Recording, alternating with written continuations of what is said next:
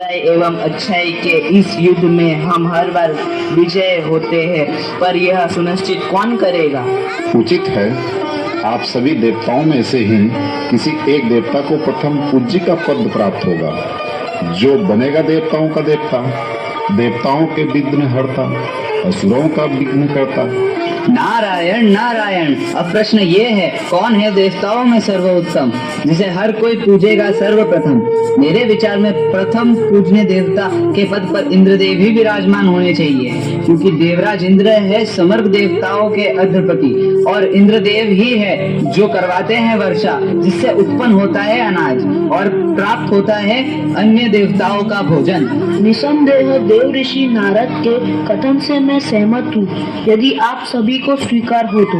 नहीं, मुझे स्वीकार नहीं है। मैं अग्निदेव, बिना मेरे किसी भी देवताओं के यज्ञ द्वारा आहुति प्राप्त नहीं होगी। मेरे अग्नि स्वरूप में दी जाने वाली आहुति मेरी पत्नी स्वाहा स्वीकार कर सभी देवताओं तक पहुंचाती है।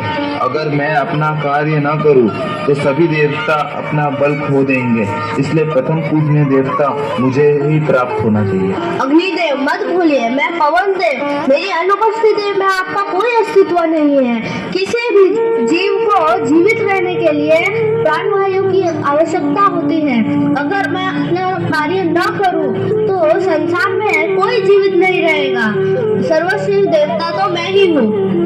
अग्निदेव, पवन देव, आप भूल रहे हैं कि यदि मैं सूर्य देव उदय होना बंद कर दूं तो संपूर्ण काल चक्र रुक जाएगा। पशु पक्षी जीव जंतु मनुष्य विश्व कोई नहीं जीवित रहेगा। संपूर्ण सृष्टि का अंत हो जाएगा। इसलिए प्रथम पद मुझे ही मिलना चाहिए। मैं क्रमफल दाता शनिदेव प्रत्येक जीवों को उनके कर्मों का फल प्रदान करता हूँ, चाहे वह देव हो, दानव हो या फिर मनुष्य। हर कोई मेरे प्रकोप से डरता है। अग्निदेव, पवन देव एवं सूर्य देव ने स्वयं के अस्तित्व का महत्व तो समझा दिया, परंतु मैंने इस संसार के प्रत्येक जीव को उनके कर्मों का महत्व समझाया है। अच्छे कर्मों से व्यक्ति स्वयं अपने भाग्य विधाता बन जाता है। इसी कारण वश कर्मों का महत्व समझाने वाला न्याय के देवता को ही बनाने चाहिए प्रथम पूज्य। शनिदेव निर्दय आप प्रत्येक जीवों के कर्मों का न्यायकार उन्हें योगम फल प्रदान करते हैं, परंतु मैं यमदेव उनके कर्मों का हिसाब कर उन्हें स्वर्ग या नरक प्रदान करता हूँ। अगर मैंने अपना कार्य रोक दिया तो किसी को भी मृत्यु का भय नहीं रहेगा और इस संसार में मृत्यु चक्र थम जाएगा। इसी कारण मैं बस मैं हूँ सर्वश्रेष्ठ देवता।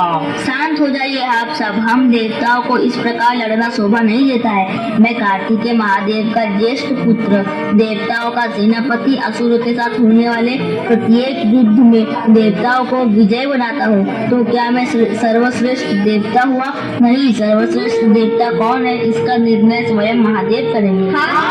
हमें स्वीकार है, महादेव ही प्रथम पूज्य देवता चुनेंगे। देवी पार्वती, आपके पास कोई सुझाव है? कौन देवतागण बनेंगे प्रथम पूज्य? महादेव, मेरी महत्वता से सभी देवता अपने आप में ही सर्वश्रेष्ठ हैं। किसी एक देवता से यह संसार चलेगा नहीं, और दूसरी ओर किसी एक देवता की अनुपस्थिति में ही यह संसार चलेगा नहीं। सभी देवताओं का अपना एक महत्व है।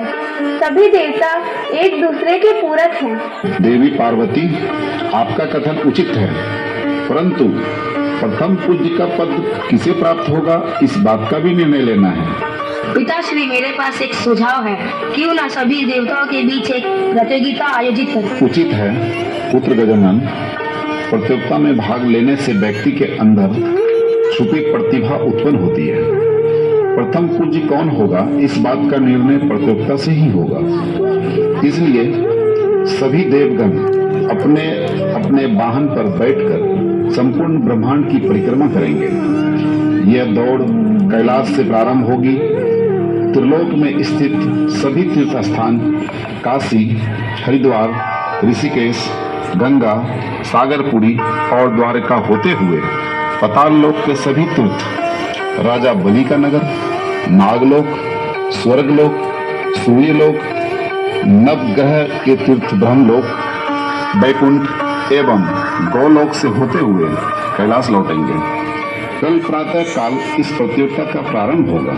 महादेव, क्या मेरा पुत्र गजानन इस प्रतियोगिता में भाग नहीं लेंगे? पिताश्री, मैं भी प्रतियोगिता में भाग लूंगा।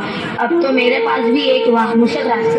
अवश्य बाल गजानन, आप भी इस प्रतियोगिता में भाग ले सकते हैं। गजानन तो अभी बालक है, वे कैसे इस प्रतियोगिता में भाग ले सकते हैं?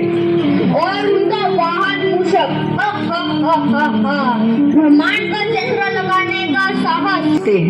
प्रथम पूजनीय बनने की प्रतियोगिता प्रारंभ होती है। सभी देवगण, पृथ्वी लोक की सभी तीर्थ मेरे वाहन मूषक राज जरा धीरे धीरे चलते हैं। इस धीमी गति के साथ इतने बड़े ब्रह्मांड की परिक्रमा करना तनिक कठिन है, इसलिए मैं उस बड़े ब्रह्मांड की प्रतिरूप की परिक्रमा करूंगा। तात्पर्य क्या है आपका बाल गजानन? देव ऋषि नारद जी, किसी बालक के लिए उसका संपूर्ण संसार उसके माता पिता ही होते हैं। माता पिता के चरणों में सभी तीर्थ होते हैं। माता पिता के हाथों में नवग्रहों का तोड़ होता है। माता पिता की गोद एक बालक के लिए किसी स्वर्ण या ब्रह्मलोक से कम नहीं। मेरे पास मेरे माता पिता की परिक्रमा करने की सुविधा है। ब्रह्मांड की परिक्रमा क्यों करूं? इसलिए मैं उस बड़े ब्रह्मांड प्रतिरूप की परिक्रमा करूंगा।